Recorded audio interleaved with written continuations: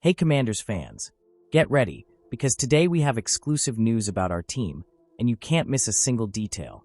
So take advantage and subscribe to the channel, activate the bell to receive everything firsthand, and of course, leave a like to strengthen our support and show that there are only true fans here. Our commitment is to always bring you the latest updates, news, and everything that goes on behind the scenes at Commanders. So, without further ado, let's check out today's news. 5 enticing players the Commanders could target in the second wave of 2025 free agency. The Commanders still have holes to fill heading into the second wave of free agency. It's been a quiet first wave of free agency for the Washington Commanders. Adam Peters made a big splash with the veteran group, but that's about it. Picking up guys on one-year deals and taking care of the guys who made a good impression last season were his preferred options. The Commanders made another impressive trade to acquire left tackle Lineman to protect Jaden Daniels' blindside. They're in win-now mode with a rookie quarterback contract to build around to make it to the NFC Championship game. Peters is taking that into consideration while also maintaining some semblance of future financial flexibility for his big plans. This is the stage of the draft where some value can be had. Most of the big names have new homes. Peters has identified a few more pieces that can help them now and are willing to accept short-term deals. With that in mind, here are 5 intriguing players the Commanders could sign in the second wave of free agency. We'll start with a 3-time Pro Bowl pass rusher who was recently waived by an NFC opponent. Players the Commanders could sign in the second wave of free agency. Commanders could sign Zadarius Smith. The Washington Commanders have made strengthening their defensive front one of their biggest priorities this offseason. Middling free agents and a larger-than-expected contract for interior force Javon Kinlaw is the direction Adam Peters has chosen.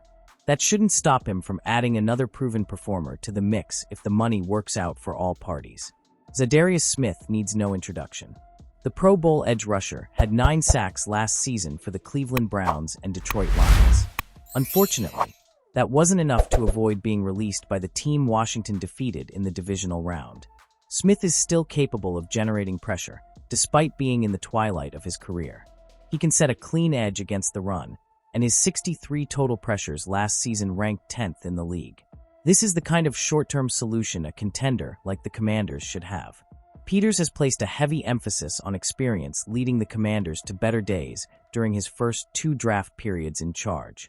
Smith fits those requirements, and his ability to perform on the biggest stage would be a tremendous asset to call upon in high-pressure situations. Perhaps Peters is waiting until the draft to see what options might become available. But if he's looking for another quick fix to his edge rushing problem, Smith is arguably the best remaining free agent on the market. Commanders may sign Julian Blackman. Letting Jeremy Chinn walk in free agency was a calculated risk for the Washington Commanders. Whether it pays off or not remains to be seen. The powers that be opted not to re-sign the promising safety despite a stellar first season with the team. They felt the money he received from the Las Vegas Raiders was too much and moved him up accordingly. Chinn will try to prove them wrong, but it appears that was a business move rather than a performance-related move.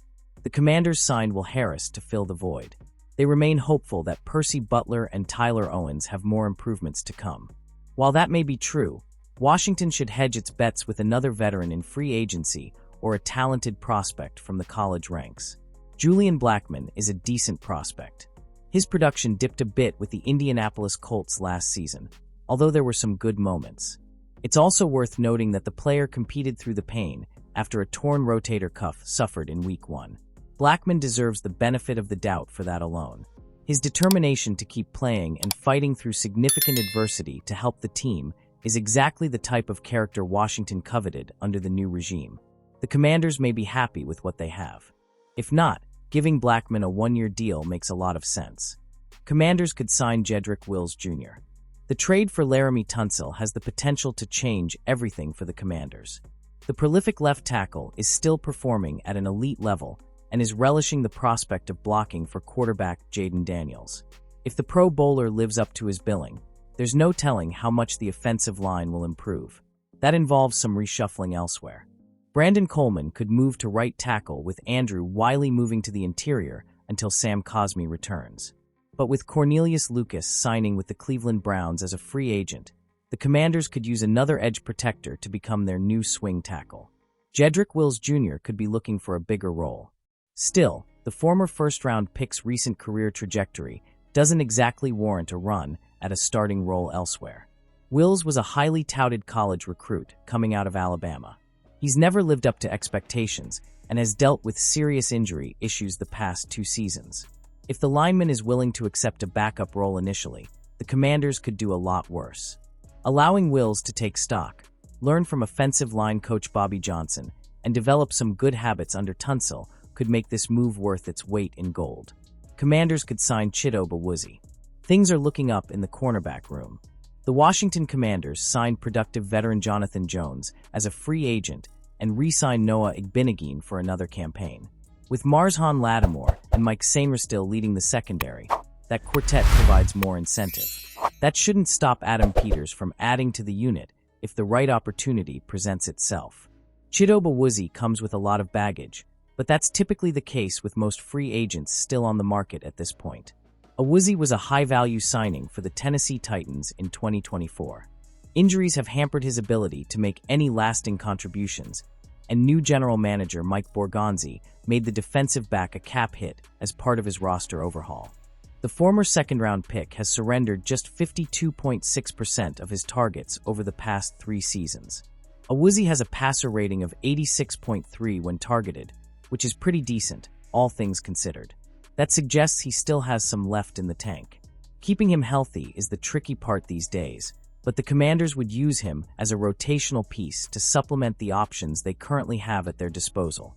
Peters could look to the draft for another cornerback, but with only 5 picks at his disposal, signing Awuzie isn't a bad consolation prize. Commanders could sign Shaq Thompson. The Commanders have held firm at linebacker throughout the offseason thus far. That's not a huge shock, especially considering they moved quickly to re-sign Bobby Wagner after an influential first year in Washington, both on and off the field. Wagner will lead from the front once again. Frankie Luvu provides an energetic presence. The Commanders also have high hopes for Jordan McGee, despite an injury-plagued rookie campaign. If the Commanders decide more is needed, checking in on Shaq Thompson's status wouldn't be the worst idea in the world. The Carolina Panthers ended the former first-round pick's decade-long association with the team this offseason. He's a highly productive player and an exceptional leader within the locker room. However, there are a few major red flags that need to be addressed before that becomes more realistic. Thompson suffered a broken fibula after 2 contests during the 2023 campaign.